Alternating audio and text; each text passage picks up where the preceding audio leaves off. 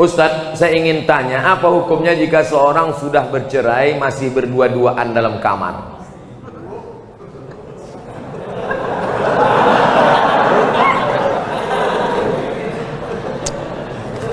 Laki-laki menjatuhkan tolak kepada perempuan, aku cerai engkau talak satu, maka dia masih satu rumah selama iddah 3 bulan, tapi tidak sekamar, hanya pindah kamar. Ku talak engkau talak satu, kau pergi kamar sana, aku kamar sini.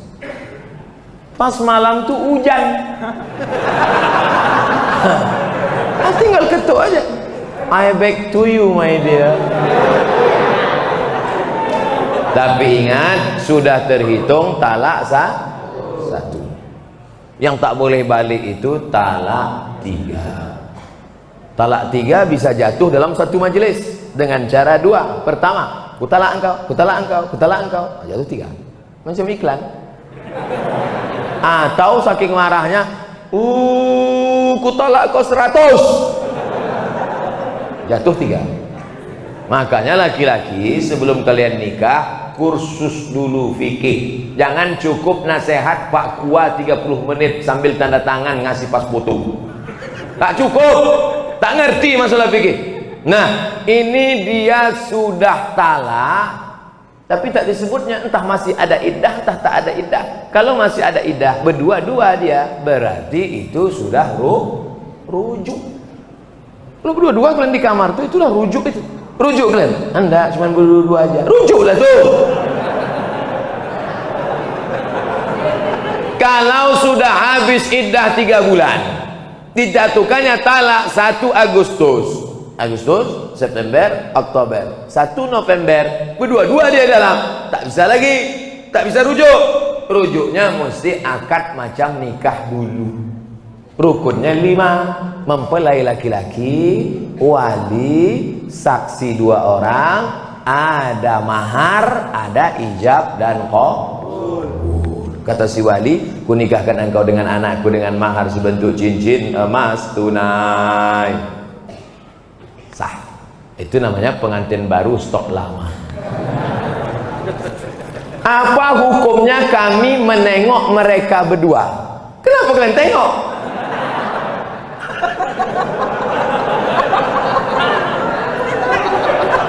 Man ra'a minkum mungkaran, siapa di antara kalian menengok kemungkaran, falyughayyirhu biyadihi, robah dengan tangan. Kenapa kalian? Ini kalian udah rujuk apa tidak nih? Pakai tangan. Macam-macam tempeleng mati kau nanti. Fa illam yastati, kalau tak sanggup dengan tangan, fa bilisani, dengan lidah. Kalian kenapa berdua-dua nih? Ada iddah atau rujuk atau cemana kalian nih? Kami udah rujuk, Pak. Kenapa tak ngasih tahu? Segan kami, Pak. Tak sanggup dengan lidah, fa biqalbi. Rupanya dia preman, bertatu, anting-antingnya aja sebesar lubang hidung. Tak berani dengan tangan, tak berani dengan lidah. Diam aja lah, macam orang pauk.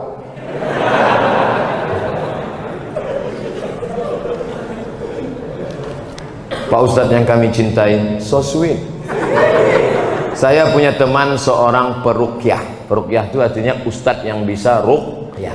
Jangan ke dukun. Kalau ini diganggu jin, diganggu setan, jangan ke dukun, tapi pergi ke ustadz ruqyah. Kalau untuk Medan Sumatera Utara namanya Ustadz Musdar Bustaman LC, penulis buku ensiklopedia ruqyah. Cari di internet, Musdar Bustamam LC. Kakak kelas saya waktu di Mesir dulu, jenggotnya segini.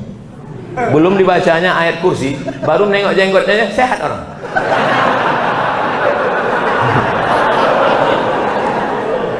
Tak percaya, coba jumpain. Tapi saya menengok dia jarang sholat, berarti dukun. Apalagi sholat berjamaah. Apakah setiap bacaan yang dibacanya mendapat keberkahan Pak Ustadz? Maka casingnya ruqyah, tapi isinya berkawan dengan jin. Idza ra'aitar rajul, ini kata ulama tasawuf. Idza ra'aitar rajul, kalau kau tengok ada orang yatiru fil hawa, bisa terbang di atas awan, yamsi 'alal ma', berjalan di atas air, terbang di atas awan, berjalan di atas air, jangan kau sangka dia wali Allah, tapi tengok bagaimana dia melaksanakan perintah Allah. Tak solat, wali setan. Solat sikit, wali murid.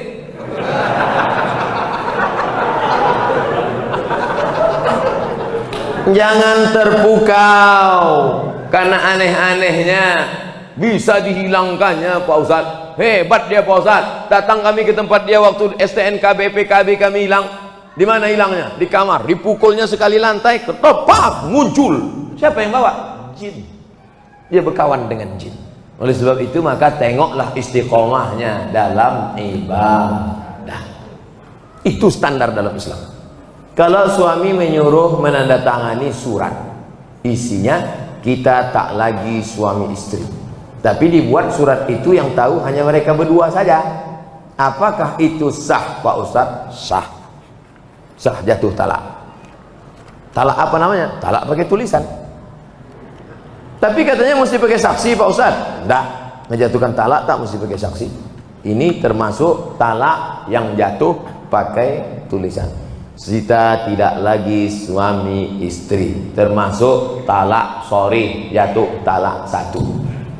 Bagaimana talak bisa jatuh? Dua.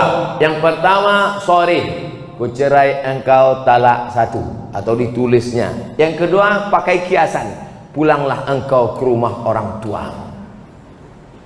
Ibu-ibu, istri-istri, kalau ada suamimu berkata pulanglah engkau ke rumah orang tuamu, jangan pulang, tanya dulu apa maksud kau bro. Karena tolak kinayah yang kiasan itu mesti dilihat niatnya. Kalau niatnya niat tolak, maka jatuh tolak. Tapi kalau tak ada niat tolak, enggak. Pulanglah kau. Muak kali aku nengok, pergi kau balik.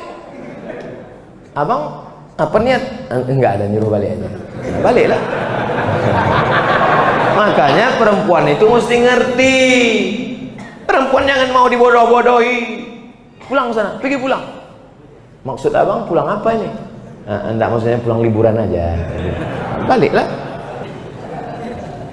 Ustadz, kenapa bulan Islam itu diawali dengan bulan Muharram? Padahal Nabi kan hijrahnya di bulan Safar. Wah, menjebak ini ah.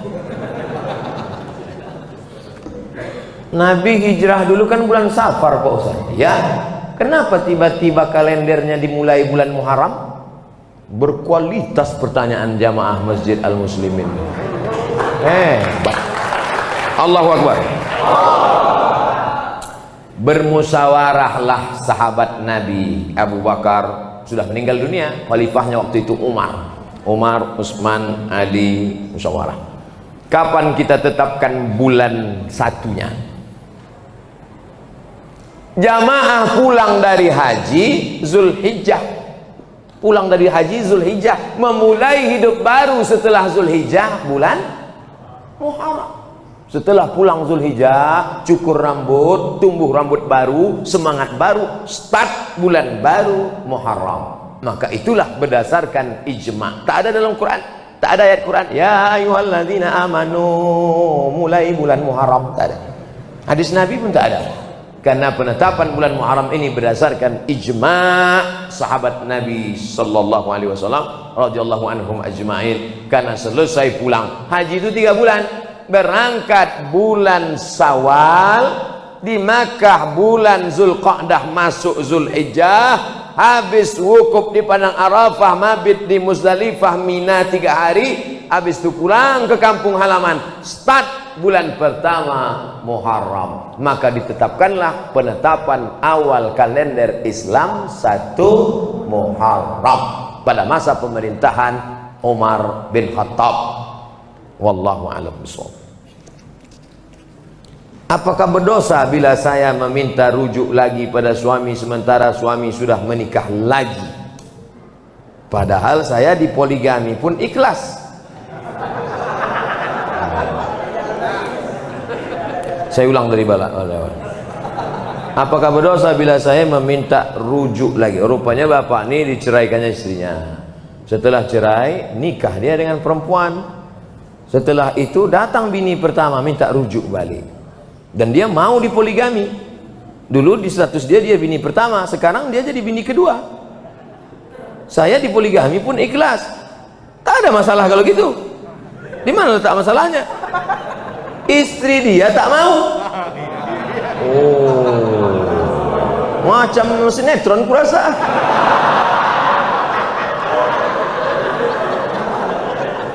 Istri dia tak mau dipoligami. Bagaimana menurut Ustadz? Apakah tindakan saya berdosa? Tindakan ibu tidak berdosa, karena ibu bukan pelakor pengganggu laki orang. Tergantung bapak nih, gentleman tak dia?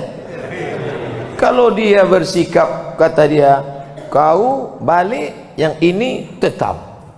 Tapi kalau dia takut, termasuk anggota istri, ikatan suami takut istri, maka tak jadilah. Nah, ini tergantung kepada si bapak nih. Ibu tak berdosa selama ibu tak melakukan perbuatan haram, tidak melakukan perbuatan maksiat, yang pula di WA dia tiap hari, bang, jadi kita balik. Jangan ganggu-ganggu dia, jangan goda-goda dia. Tapi bahwa dia mau balik, berani dia, maka tapi tidak semudah itu. Karena di Indonesia tidak boleh laki-laki menikah tanpa ada surat izin dari istri pertama. Ibu dianggap bukan istri pertama karena sudah lepas, maka istrinya yang sekarang ini yang pertama. Maka kalau kalian mau menikah, mesti ada surat izin dari ini, tanda tangan matre 6.000. Makanya ibu-ibu sebelum tidur malam pastikan keliling tempat tidur itu tak ada matre 6.000. Karena mana tahu kita pas sedang tidur kan diambilnya tangan. Selesai, pas tengok jadi.